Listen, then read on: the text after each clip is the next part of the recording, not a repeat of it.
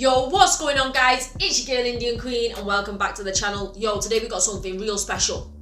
We got what it's like to rap battle Eminem. I ain't never seen this shit, but we're going to watch it.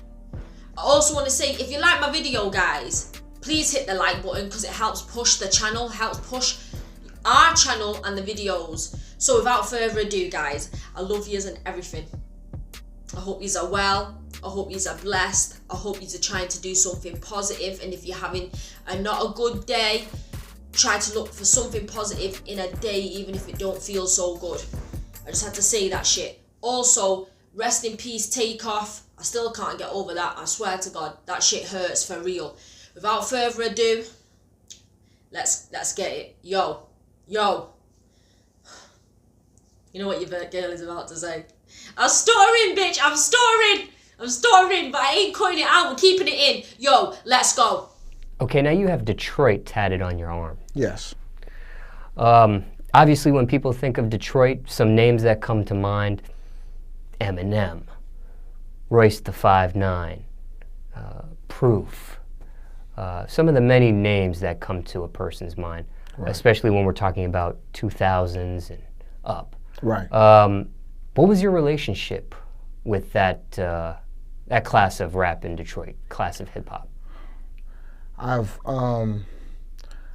almost got funny stories with each individual. Oh. We would love to hear one of each. Okay. The guy goes, we would love to hear one of each. Bitch, we would love to hear one of each. I don't know what is going on. I'm tired. I went to the gym. I come back. I ate some food. I want to relax. I gotta get these reactions in for you guys. So I had to make sure I do this shit. But let's go. Let me see. Royce the 5'9" would be. It was funny. I went to Southfield High School. I graduated from Southfield High School. My parents was like, "You're not going to Detroit Public." You know, I tried to go to Cooley or Redford. They wasn't having it. Thanks, Mom and Dad, because y'all made sure I graduated on time. You feel me? So you have to show respect. The guy graduated. The parents made a better decision for him. So it happened that Royce the 5'9" producer at that time, a cat named E, he was an upperclassman at Southfield High School. So I happened to run back into him, and he said he had this group called Wall Street. And at that time, that was Royce, Trey Little, and another MC named Bo. So I come over into this basement, and I had knew Trey Little from my frat brother already, as him being related to my frat brother. So I came down there and I met the young cats, and they were young cats at this time, and I was a little older than them. And they, when MCs come into the same environment, it's almost like gladiator school. So they instantly started spitting, and I let them do their thing. Then I just went off the chain a little bit, and I garnered my respect that evening. You know what I mean? And to fast forward a little bit, it means a lot, and you never know who pays attention. Royce happened to be hosting his show, and he comes out there and I'm performing, and he introduces me, and he tells the story, and he tells it how I pretty much, I taught them a lesson on a little bit of lyricism that day, and Wow. Roy says he taught him a lesson, a little bit of lyricism that day. I'm gonna keep it 1,000. I truly don't know who this man is, so please educate me. Let me know who he is. Seems like a cool guy. He's probably from Detroit. I think he is from Detroit. But Royce, he said Royce learned something from him. And he was a little bit older than these guys, and these guys were much younger. Yo, let's go. And, it made me stand back and all that. He would even mention that. You know what I'm saying? The caliber of MC that he is. It was just dope to me. His manager, Keno went to Southfield High School with me, so I know him personally too. Blade Icewood, also I lived in Southfield with my father, going back and forth from Detroit, but for those 4 years, Blade Icewood, Darnell Lindsay, he stayed right around the corner from me too, so I knew him personally as a young cat, seeing him come up in the game. Proof, of course, from the hip hop shop. Marshall, of course, through the relationship I had with Chris Cobb and the Mark and Jeff Bass, you know what I mean? That battle at the hip hop shop. When Cobb told me, my producer Cobb was working for Mark and Jeff Bass. He was an apprentice over there, learning how to make beats at Basement Studios on 8 Mile. Okay. And we had this Proof set up this big battle. DJ Dez down there, shout out to DJ Dez, was on the ones and twos this day. And whoever won the battle was going to become the host of the next open mic at the hip hop shop, at the Maurice Malone shop, you know. So it was a big deal. I entered into the contest. My name was Bad Luck back then. So I entered into the contest, and my producer Cobb at the time told me that Marshall was going to come. Yo, that's a sick name, Bad Luck. His name back then was Bad Luck. Yo, let's go. Gonna come down there, Eminem was gonna come down there and tear motherfuckers up. And of course I was in disbelief. A white kid about to come on West 7 Mile and do some damage. You know, it's about a hip hop favorites in here. You got Bizarre in here, you got LaPeace and them from the Cardi Boys. There's a lot of real hip hop going on. So the Saturday came, the contest started, and I watched Eminem come in there and pretty much mow through the competition. I was having an off day. Dez, I don't know, you know, he puts on a PE beat. Who the fuck can freestyle off a fucking PE beat and battle somebody, you know? But I happened to make it to the finals. So I'm sitting there and I'm praying to God. You know, I'm looking over my shoulder at Cobb like... He made it to the finals on a bad day. You have to appreciate the man made it to the finals on a bad day. He said he seen M mowing through, like, the people. He knew Eminem. Ooh, I bet he couldn't believe that. I bet he was in disbelief. Bitch! I showed that Cobb like, you see this shit? And I'm praying to God, it's me, it's Eminem, and a cat named The Prophet. That was the last three that was in the finals. LaPeace, who didn't rap against anybody in the earlier part of the competition, walks into the door and Proof throws his ass into the competition. This guy must have been really, really good to be 3 man left in a competition and Eminem's in that competition. And you're one of the 3 people in that competition. This man must have been good. Competition. So of course me and Prophet looking like, oh shit, here we go with the politics. Marshall, Eminem not giving a fuck who it is, you know.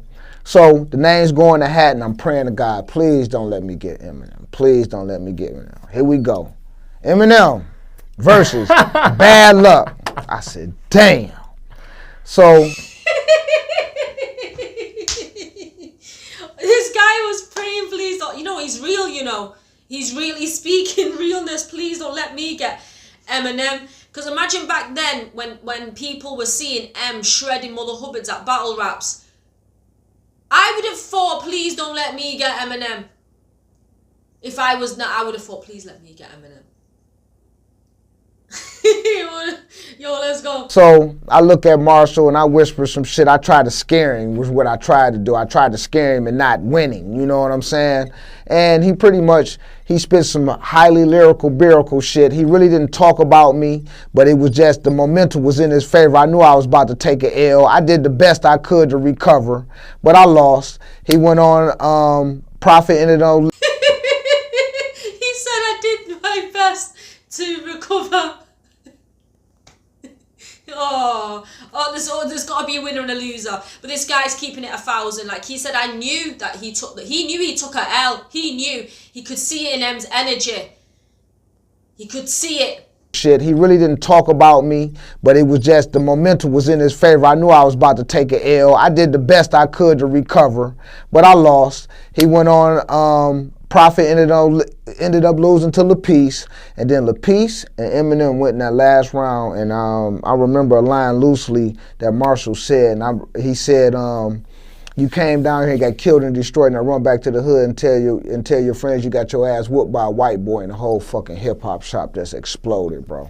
I mean, I seen fucking hands going everywhere, hats flying every fucking where, motherfuckers pushing each other, grabbing each other, and Eminem was born. He was born that day in the hip-hop shop. Did you ever hear of Eminem's name at all before that moment? I just knew that, like I said, with the relationship Cobb had with Mark and Jeff Bass, I knew that he was an artist that they were working with. Oh, so his existence was around, but you didn't get a chance to experience it or listen to his music or anything like that? Nope, that was the first time I had the chance to lay eyes on him physically and hear him physically.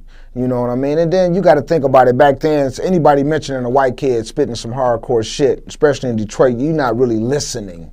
You know, you hearing him like, oh, okay, you got a white kid over there, you working with him, okay, that's what's up. You know what I'm saying? And then passe, but shit, he stamped his mark in my head from that point on. You know. It almost sounds like it's a scene from the 8 Mile movie. Yeah, I mean, that movie was based loosely on that whole interaction and that whole movement right then and there. It was loosely based on that, you know. Now, when it comes to battling, was that considered an open mic, or was that considered more like a battling type of? No, that the hip hop thing? shop was more of a battle arena. A battle You know what arena. I mean? Yeah, you didn't have showcases or things like that. It was open on Saturdays, and it was only for a couple of hours. So I mean, you had to get in and get out. So it was basically everybody was a battle. I was a battle MC. I was taught how to make songs by Cobb. You know, so everybody that went through there had to be a battle MC from one time or another. And before that time, before that moment, how many times had you gone to that hip hop shop to battle? If you could even remember. I mean, out of a month, I would make sure I made it at least 2 of the Saturdays out of a month. Okay. But you got to remember, when I first started going, like the first 3 Saturdays, I couldn't even get a fucking microphone. These fucking guys were passing the mic right in front of me to their homeboys and shit. And and I asked my producer, I'm like, well, what am I doing wrong? He said, why you ain't take it? He said, if they pass. Wow. I kind of feel bad for me to go there and people just passing around the microphone, and then the guy said, why didn't you just take it? You gotta take that shit. This is battle rap. This is battle rap. He said, if they pass it in front of you, why you ain't put your hands on it and take it? So on that 4th Saturday, that's exactly what I did. I sat around, they passed that motherfucker around. I thought they were gonna be gracious. Nope, as soon as it passed, I grabbed that bad boy and I went in. And everybody stopped and looked, and that's when Bad Luck started to get his name in the Detroit hip hop history. I see. Yeah. Now, how often would you see a white rapper at that type of event? Back then, none. It was unheard of. So Eminem was really like... He was a pioneer for the white cats, yes, in the city, yes, definitely.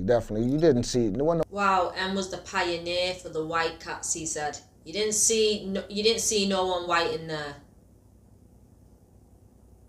It's great to actually hear someone from that time speak about M as well, because he's seen Eminem before we seen Eminem. Like, we seen him to where he is now, you know. So he's seen Eminem from the beginning. And this is just great shit to hear, you know. Like, this is a great story to hear. Like, I'm not even trying to really react. I'm just taking it in. But wow, Eminem really made an impact to earn the respect, and especially in Detroit and at battle rapping at that. Wow, that shit's phenomenal. There wasn't nobody down there, and you know, after he did what he did, of course it blossomed. It inspired, I should say. It inspired a lot of other cats to get down, you know what I'm saying? So other white cats to go ahead and not be scared or ashamed to do what they do, which is a good look, you know what I mean? Hip hop doesn't have a color to me. Are you surprised at the level of success Eminem has garnered since that point? No. It's like Larry Bird with the Celtics. When you get somebody, now I'm gonna say this, and I mean it in the most non-disrespectful way. If he was a person of melanin, he probably wouldn't be as stature, as grand as he is. But because he's a Caucasian, yes. It's nothing surprised me, you know what I mean? Because hip hop was pretty much a black dominant sport, and anytime that I don't care what race you're in, you get a winner in there, whether it's boxing or anything, you're going to support it, and it just shows you how much the white dollar means, you know what I'm saying, to the hip hop community. I see. Did you have a chance to work with M or battle him ever again after that moment? Nope. Nope, never had a chance to work with him personally. I did get a chance to kick it with him a couple of times when I was over there with Iron Fist with the Purple Gang, you know, and it was a beautiful experience. But you know, sometimes I want to be big, but I don't want to be big to the point where I feel like I'm unattainable, I'm intangible. You know what I mean? To the point where I'm scared to have conversations because I don't know who's out to get me, who's trying to take advantage of me, and things of that nature. And not necessarily saying that he was going through that at that time, but you can definitely feel that type of energy, you know. Yo, this guy seemed like a real cool guy. Wow, just to hear like the stories from them is really good, and I just want to try to do reactions to footages and videos I've not seen and things that I can actually learn. Yo, what?